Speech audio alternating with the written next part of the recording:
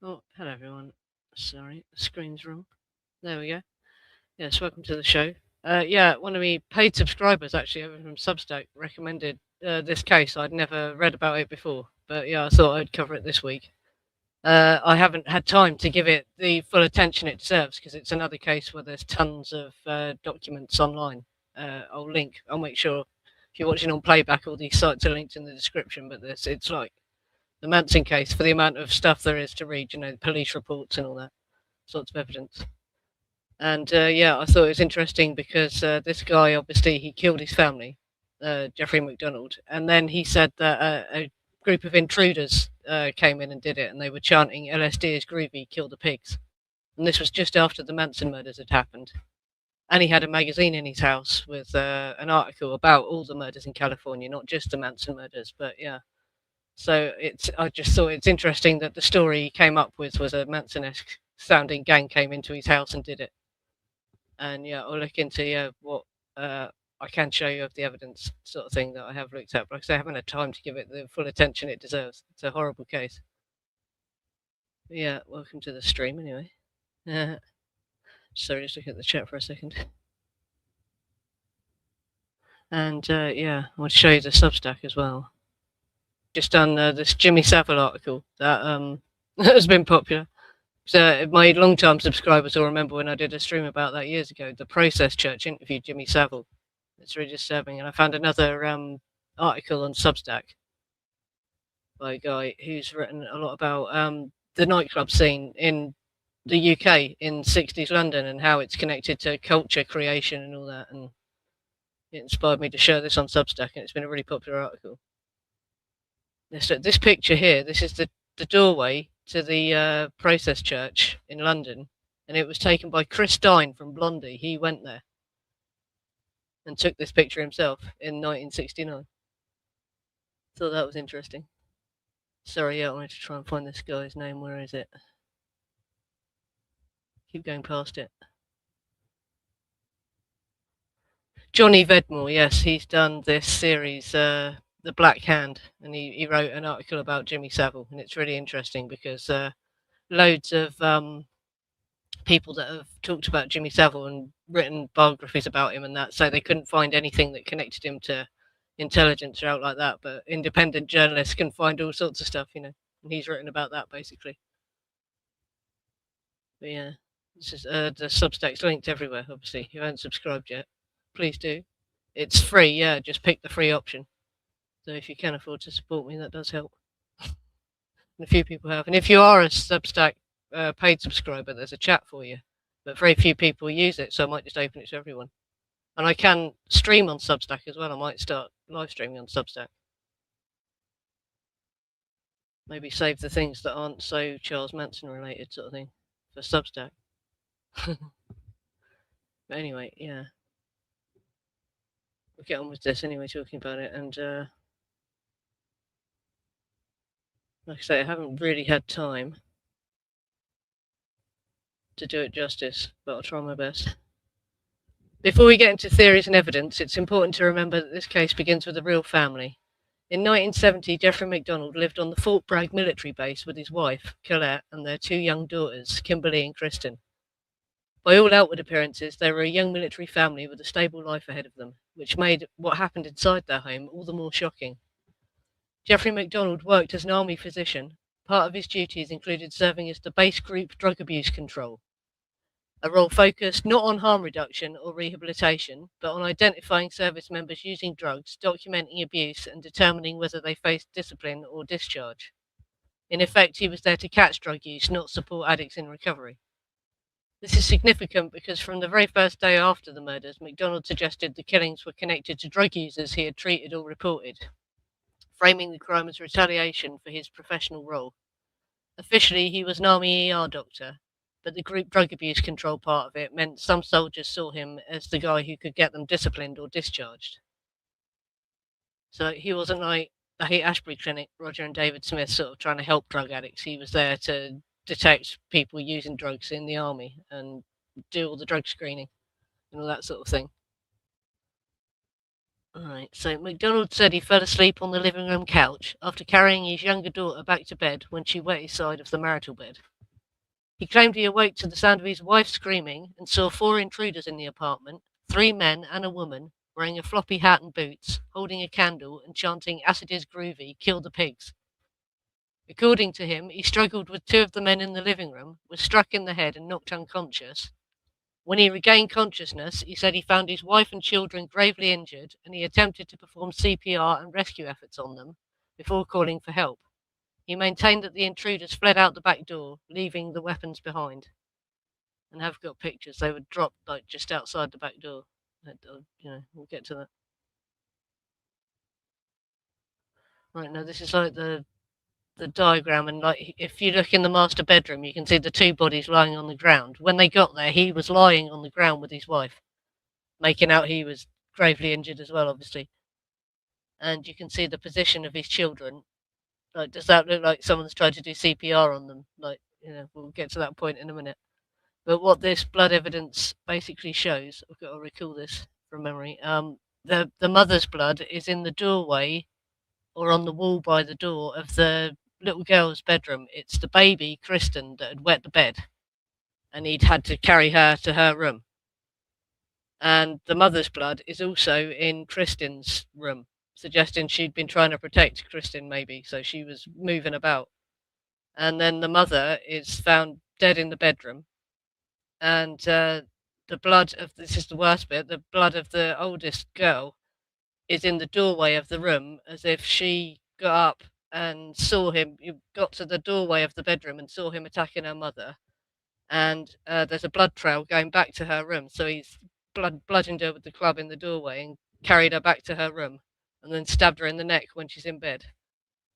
Awful, awful crime. And that her blood tracks back along the hallway. And then he's gone back and finished off his wife, presumably. But he claimed intruders did all this, but there's no evidence anywhere that there was any intruders.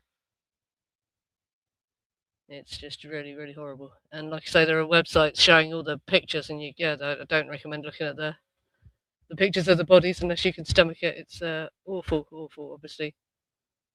The injuries the children had.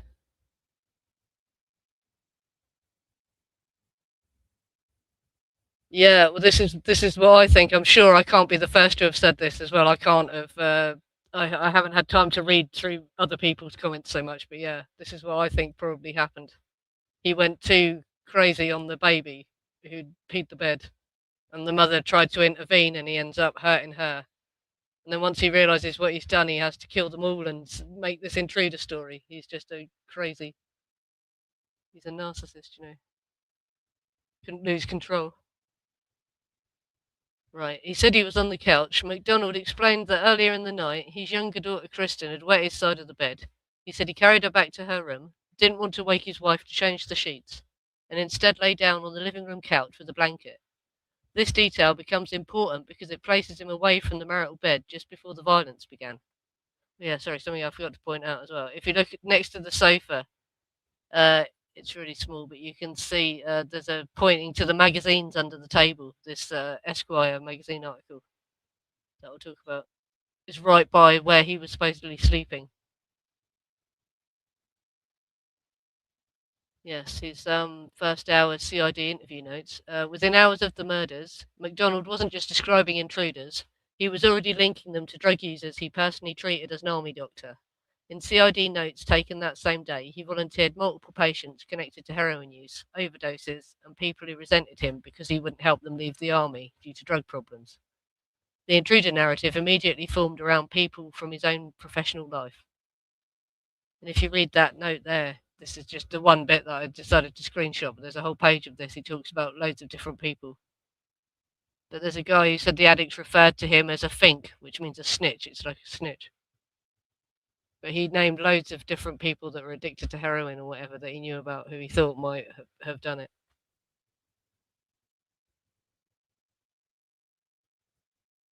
MacDonald's claims of intruders, chaotic struggle, and defensive wounds consistently clash with physical evidence showing controlled violence, deliberate weapon placement, and staged elements. His injuries. Right, according to hospital reports and official records, MacDonald's own injuries were far less severe than those suffered by his family. When he was brought to the Womack Army Medical Centre after the murders, medical staff found multiple cuts and bruises on his face and chest, fingernail scratches consistent with the struggle, a mild concussion, a single small stab wound between two ribs on his right side, described as a clean, small, sharp incision, about 5/8 of an inch deep. The stab wound partially collapsed his lung. None of his wounds were life-threatening or required stitches. He was released from hospital after 9 days. MacDonald wasn't arrested until 1975, just a civilian indictment, and wasn't imprisoned until 1979, nearly a decade after the murders. And also, in the blood, they found his blood next to the sink in the kitchen and the sink in the bathroom, as if he stood there to stage his injuries and all that sort of thing. Like I say, the thing that gets me about this is I can't believe the military police didn't immediately just nick him, because it's so obvious that there was never an intruder. This is his first set of sketches that he gave. But this was a couple of months after, because, like I say, he wasn't seriously arrested and held in prison and treated as a suspect until like 10 years later. The first police sketches, based on MacDonald's description, show vague generic figures, including the woman in the wide-brimmed hat. At this stage, the intruders look more like rough concepts than identifiable people, suggesting the story was still taking shape. But yeah, like I say, they do look pretty generic, don't they? All of them, though. Yeah. And then there's the later one. This is 1979. This is when he was put under hypnosis. He did new sketches. Years later, during hypnosis sessions, the suspect drawings became sharper and more detailed, but the core elements stayed the same: multiple attackers, the cult-like woman, and the drug-themed narrative. The imagery evolved, but the storyline never changed. And like I say, I'll link you to the website where all these things are, where you can look at it all in more detail. Yes, and the Esquire magazine. The Esquire article painted California as descending into a new kind of violence driven by drugs, counterculture, and moral collapse. It explicitly referenced recent murders, including the Tate killings and the Zodiac murders. There's a whole letter from the Zodiac printed in this article, and framed them not as isolated crimes, but as part of a broader wave of drug-fueled madness. The language was dark and cinematic, describing cult-like groups, people chanting slogans, and killers supposedly detached from reality through LSD and other substances. Rather than focusing on ordinary motives like domestic conflict or personal rage, the article presented violence as something imported from the counterculture itself, mysterious, ritualistic, and driven by outsiders who no longer followed normal social rules. Investigators later noted that this exact Esquire issue was inside the MacDonald's house. The cult drug murder narrative wasn't abstract, it was physically present in the home, providing a ready-made story framework. Like, as I was reading it, like I said, I recommend you read it. You can read it, the best, clearest version of it is on Esquire's site. You do have to sign up to read it, but it's free, you don't have to pay anything. And it's so dark, it's just like, wow, yeah, if you had done this and you had to make up a story for someone else to come into the house and done it, this is like the perfect thing to have just read. You know what I mean? It does sound like this is exactly where he got the inspiration from. In fact, there's a few articles in Esquire magazine about the Manson case that must be in their archives. I'll have to look for. A narrative taking shape. What's striking is how quickly the intruder story connected real-life drug contacts, evolving suspect images, and a dramatic cult theme. From the first day forward, the crime was framed not as domestic violence, but as an external drug-fueled attack, a framing that conveniently removed suspicion from inside the home. I just can't believe that he wasn't immediately treated as a heavy suspect. It's crazy. I couldn't believe it when I read it was actually like 9 years later, 10 years later, that he actually finally got arrested and sentenced. He was just, he was honourably discharged from the army as well, wasn't even dishonourably discharged, and they dismissed charges against him.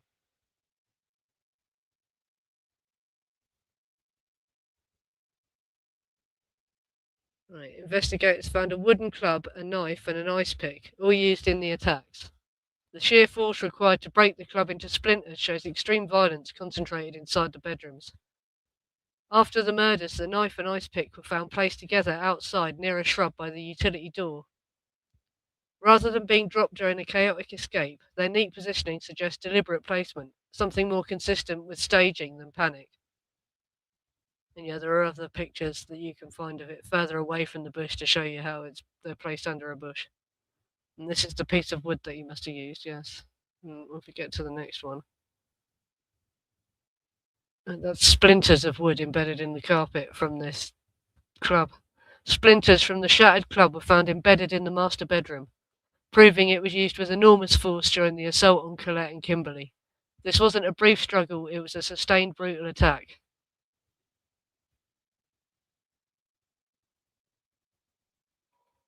MacDonald told investigators he tore off his pajama top, wrapped it around his hands, and used it to block blows during a fight with the attackers. He claimed the many holes in the fabric came from defensive movements during the struggle. When examiners pinned the pajama top onto a mannequin in the position it was found on Colette's body, they discovered that dozens of ice pick holes lined up directly with her chest wounds. This showed that the shirt wasn't being used as a shield, it had been placed on her body and stabbed through repeatedly. Instead of defensive damage, the pajama top shows continued assault after it was draped across Colette's torso.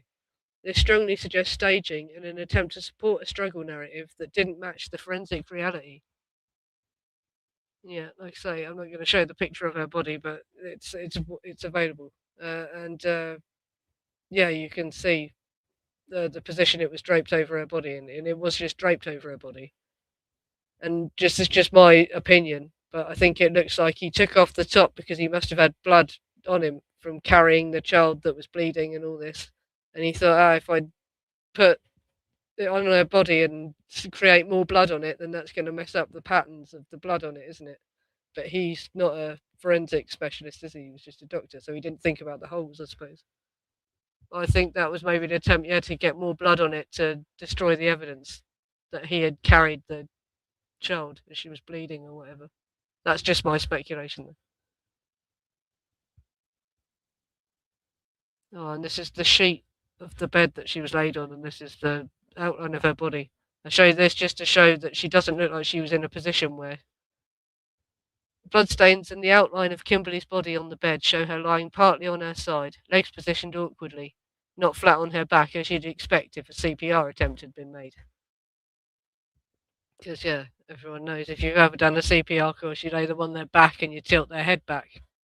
And none of these, well, his wife maybe, but the children, the way they were left, definitely no. It doesn't look like there's been a CPR attempt made.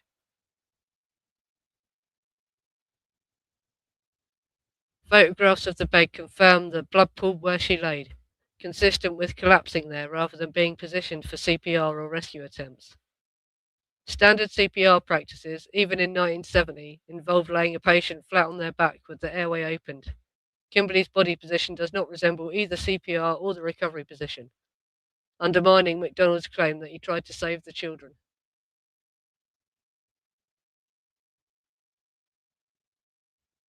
Yes, and then you get this one. I'm going to go for Stoeckley, that you pronounce her name Stoeckley. Helena Stoeckley. Months after the murders, Helena Stoeckley, a young woman struggling with heavy drug use, began telling friends that she had been present during the killings. Rather than going to the police, her story first spread through acquaintances and reached Pat Reese, a journalist for the Fayetteville Observer, who also worked as a drug counselor and knew her from the local community. Reese discussed her claims publicly, but did not bring her to investigators, allowing the story to circulate in the media before law enforcement formally pursued her. When police later questioned Helena, her account shifted repeatedly and included details that conflicted with the crime scene and mirrored media coverage. Today, her statements are widely viewed as false or contaminated memories rather than reliable eyewitness evidence. And there's this sketch that looks a bit like her, which might make you think, oh, did he see her? Did he see her really? But he was out, wasn't he? And they were talking about her in the media. This sketch was done in June 1970.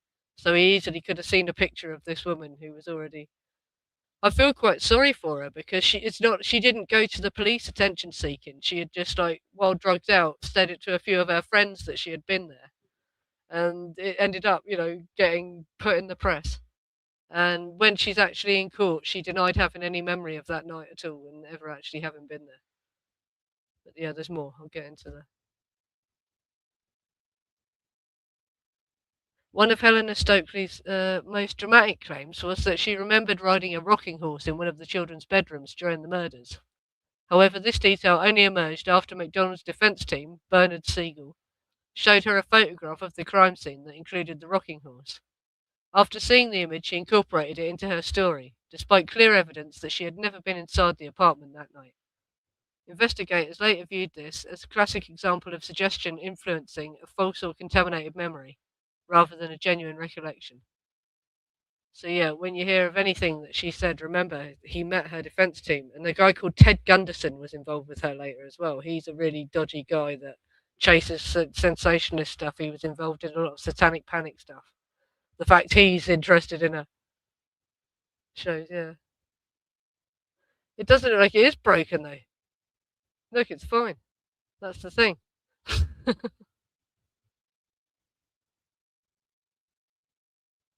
Esquire and drug testing reality. MacDonald had reportedly taken Esquire, an amphetamine-based diet pill. In 1970, hospital toxicology screens were limited and often didn't test specifically for stimulants. A negative test did not reliably rule out amphetamine use, meaning stimulant influence could not be conclusively excluded. But yeah, I don't think that it's fair to blame amphetamine psychosis. He's too calculated. What he did was too calculated for it to be psychosis. If anything, it gave him the grandiosity to think he could get away with telling that story. But no, I don't believe amphetamine psychosis made him do it. I'm going to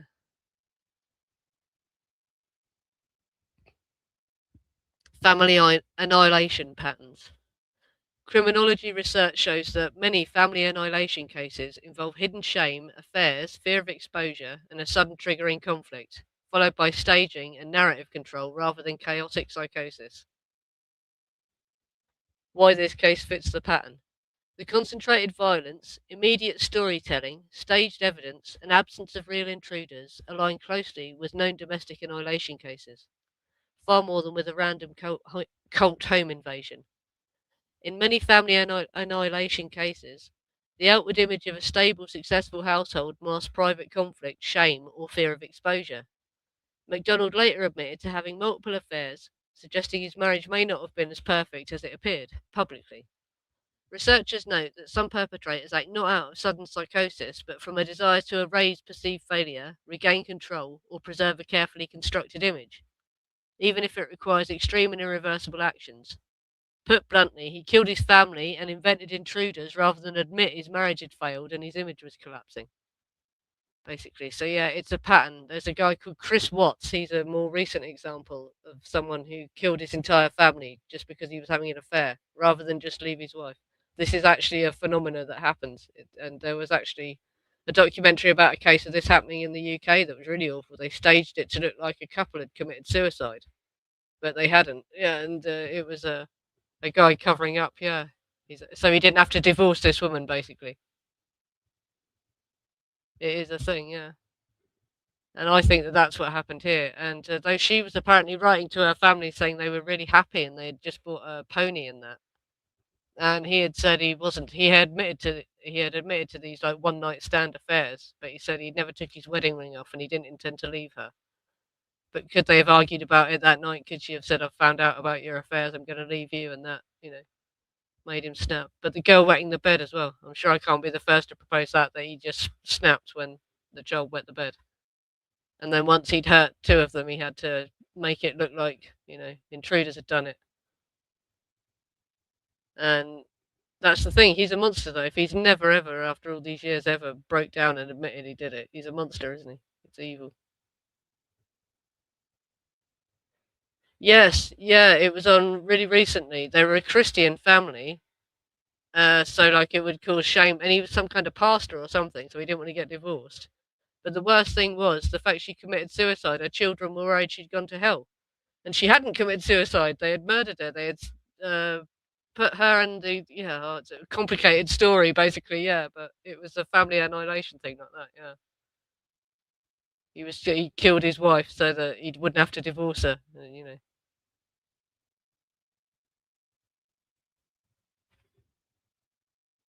Yeah, we're trying to blame. But if he was like a drug abuse specialist as well, though, he'd know about all that, wouldn't he? He'd know. that he couldn't fake it. Yeah. And that's the other thing, though. He would know how to cover up if he had psychosis, wouldn't he? But I don't know, though. You don't need, if you've ever seen anyone with amphetamine psychosis, yeah, you don't need a degree to know this, yeah. It's pretty hard to cover it up if you got full blown psychosis. Yeah, I think it's more likely it's this kind of thing. He just had to cover up that he'd battered him so badly. So he ended up killing them and making out intruders came in and did it. Yeah. That's it, yeah. So he'd outsmart everyone. Yeah.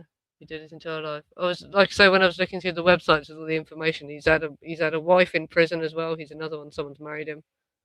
People still debate whether he did it or not. And the fact that the army cleared him made that narrative possible, sort of made it look like he's being falsely accused. But yeah, in the end they did finally get him. And if you look at the evidence, what evidence there was, there isn't any evidence that there was ever anyone else in the house.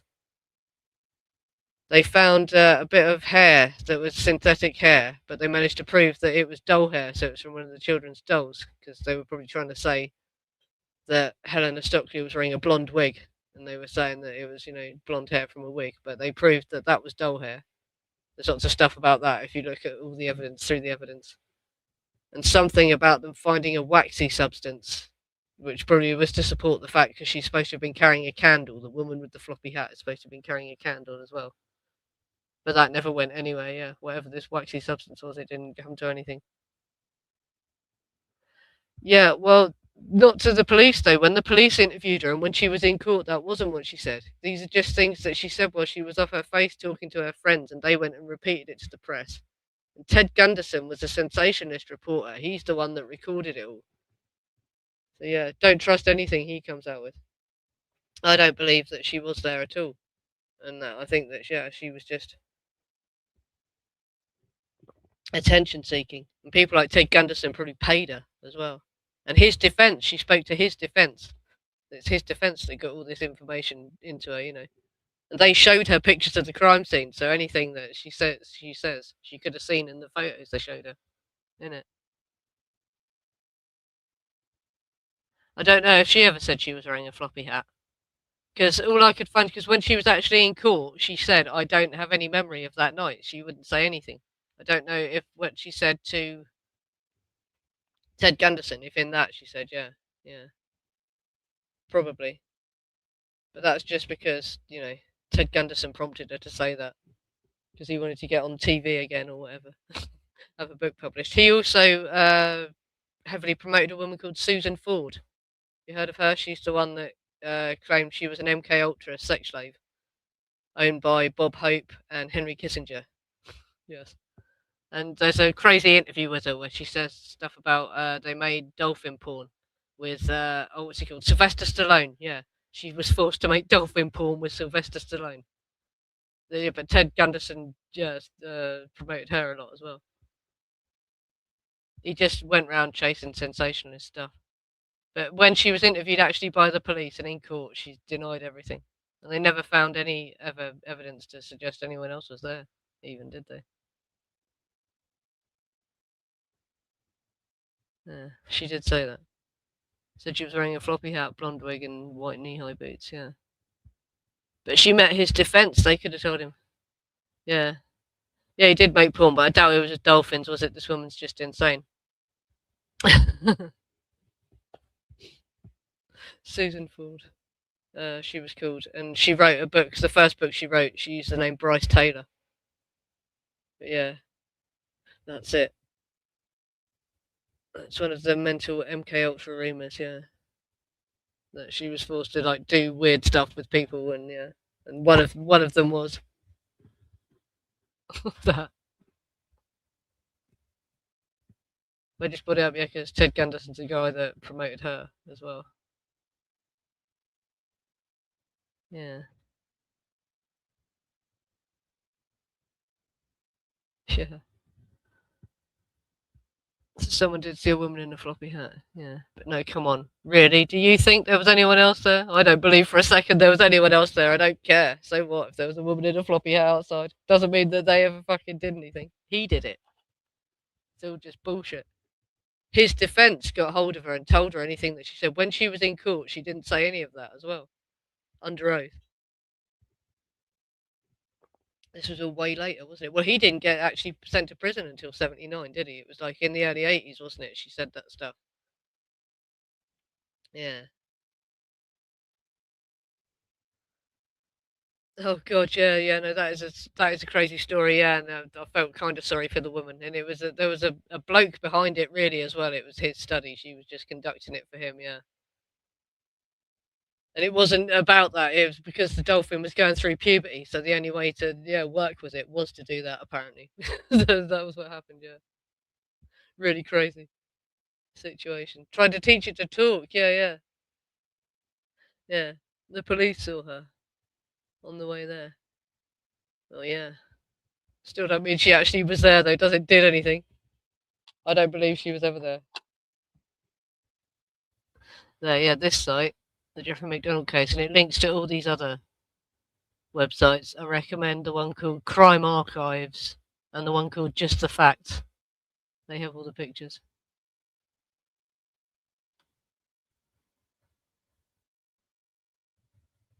Yes, this one's really good. Loads and loads of police reports. Oh no, Kaspersky blocked that. Don't worry, if you go through other links, it does open normally. But yeah, that's the best site, the one called Crime Archives.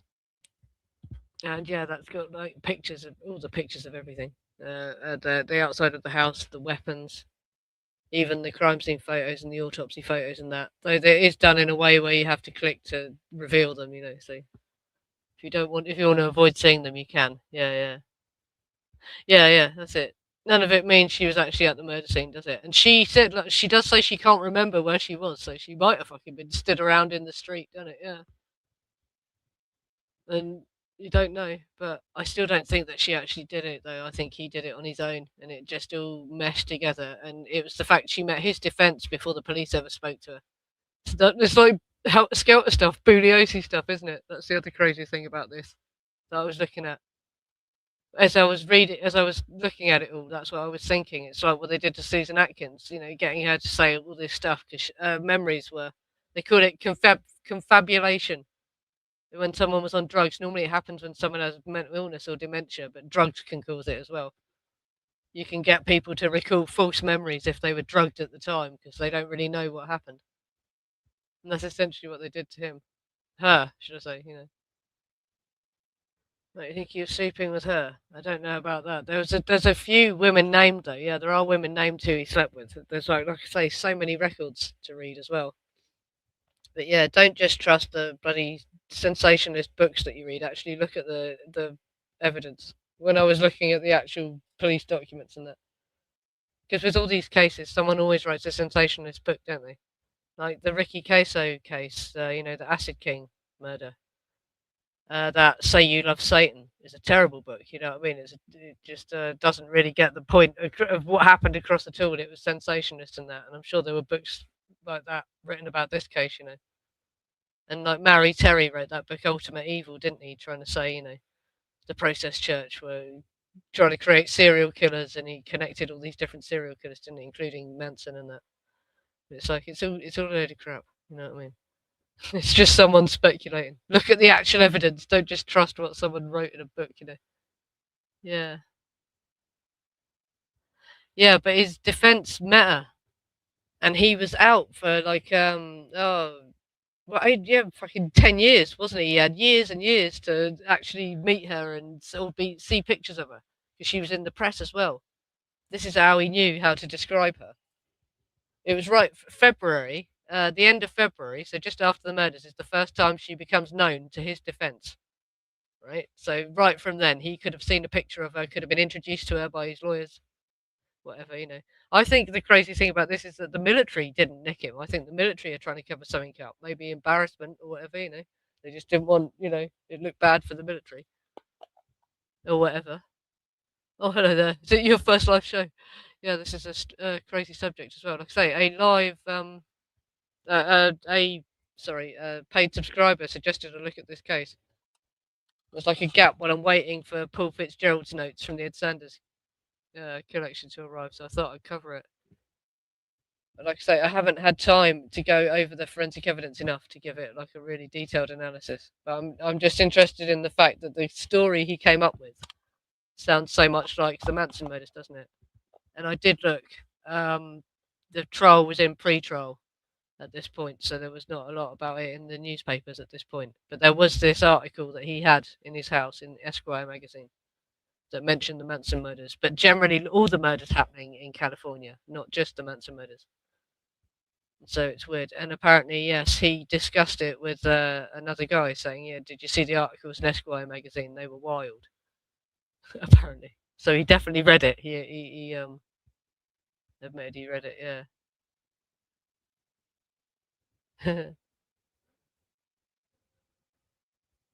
Sorry. Oh yeah, hit the like button. If you're watching on a phone as well, you can hype, can't you? Yeah, I don't think that works if you're watching on a computer or on the television. But if you're watching on a phone, there's the hype button now as well. So yeah, do that. Yeah, California Colts. Or what is it? Yeah. Well, yes, and from that article, I wanted to mention that as well. I wanted to point out Kurt Gentry wrote a book in 1968, so right before Helter Skelter. Kurt Gentry, if his name sounds familiar, that's because he co-wrote Helter Skelter. He's the guy that really wrote Helter Skelter, isn't he? He probably just recorded Billy O.C. talking, didn't he, and wrote it all out. And he wrote a book called about California, the San Andreas fault going basically, and there being an earthquake in California falling. And there's a whole section in it about cult leaders, loads of stuff about the other guy, Krishna Venter, is that his name? And that a lot of that the stuff about Manson sounds like it's just ripped off from this other cult guy called Krishna Venter. So that's really interesting as well. That Kurt Gentry wrote this book about the downfall of California right before they had to make up the Helter Skelter narrative. So, but it really was down to a sort of breakdown in society, wasn't it? Though, so I think it is sort of fair comment. But yeah, no, yeah, that's it, Krishna Venter. But there's like a whole chapter in this where he talks about him a lot, and he talks about other cult leaders that were famous in California. And then he goes on to write Helter Skelter for Billy O.C. essentially, doesn't he?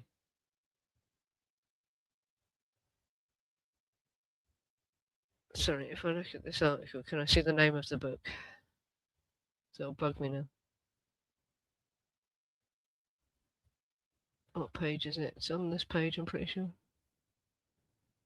The Last Days of the Late Great State of California. That's what the title of it was.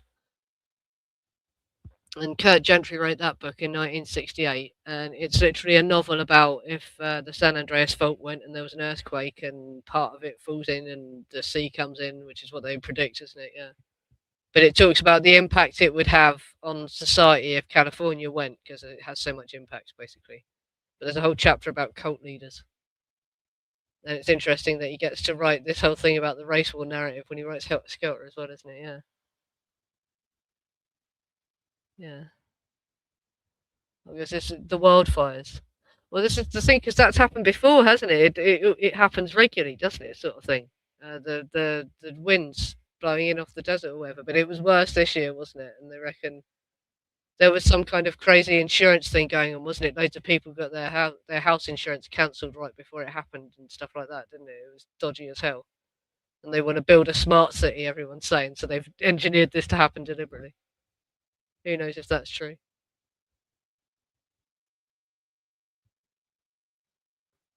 Yeah.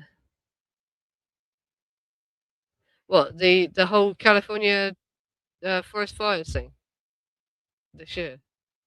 Don't know. Well, there was all sorts of theories about what was going on, wasn't it? Yeah, yeah. So it was. They use directed energy weapons now. They don't even have to have someone start the fires and that. Who knows? So I remember, yeah, seeing footage. They were showing you how it spread. They were showing like because the winds were particularly bad as well, weren't they? That was what made it so bad. Because the wind spreads the embers and then stokes the flames. They showed the tree starting to smoulder and the wind blowing against it and making it, glow. I think it was arson. Yeah, because that's another thing as well about Angela Lansbury when she left California, when she took her kids to Ireland. Another reason she left was their house burnt down in the Palisades fires that year. So it wasn't just to get her kids away from Manson. Everyone makes it sound like she was a saint, who swooped in to rescue her kids, but their house had burned down anyway. Yeah. Well, you can see the homeless starting them, can you? Bloody hell. Yeah, how long's this been going? But yeah, I'll make sure that the websites, if you do want more detail and to see the documents, I'll make sure I link to all the websites because there's so much I didn't have time to look through enough of it. But yeah, I'm not convinced there was anyone else actually in the house when he did it, and I don't think Stoeckley had anything to do with it. I think she was probably, yeah, just attention seeking, like the attention, and his defense got to her as well, didn't they? Obviously, so they put stuff in her head, showed her photos of the crime scene and all that.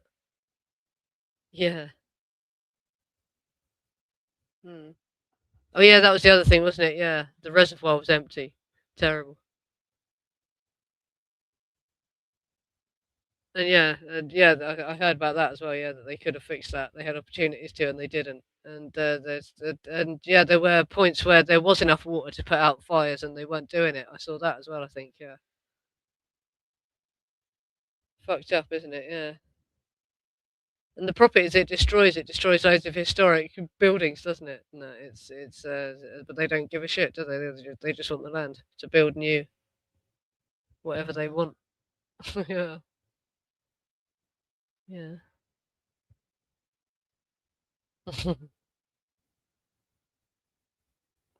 Yeah, well, I might end this one now and go to the after show because that was, like I say, I didn't have time to give this the amount of attention it deserves.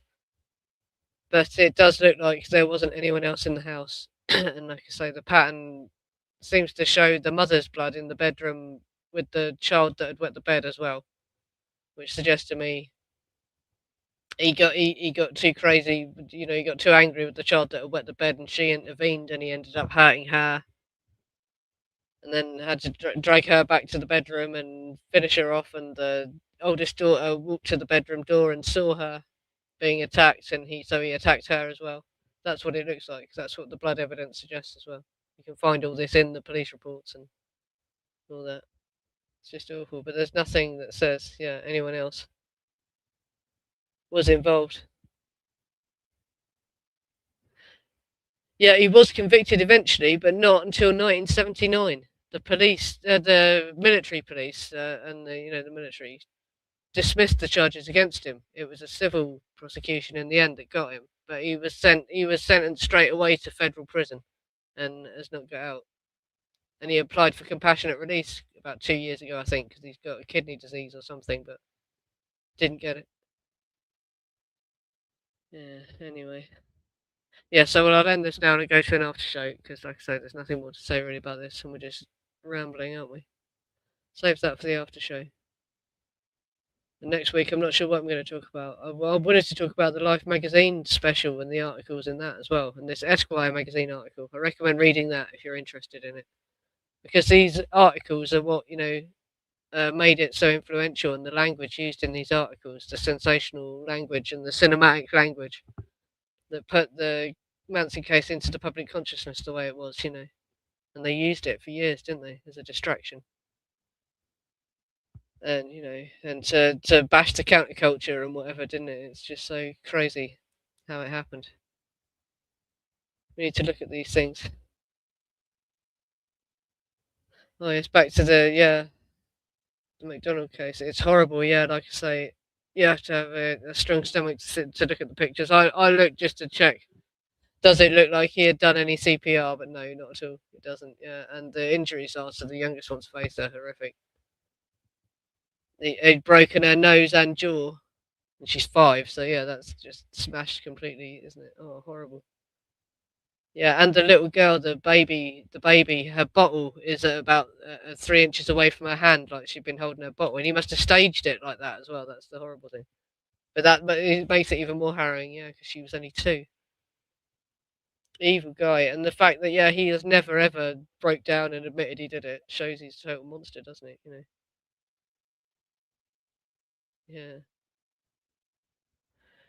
Yeah, I didn't have a chance to like watch other documentaries. I found some footage of him and I watched a bit of it. Yeah, because like I say, I didn't even realise he was free for so long. I assumed that they arrested him within a few months until I looked into this, but no, it wasn't until 1979 he was imprisoned. He was at large for years, wasn't he? And a lot of people believed he was innocent, and probably still do.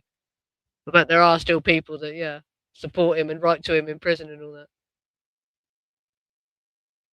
Yeah.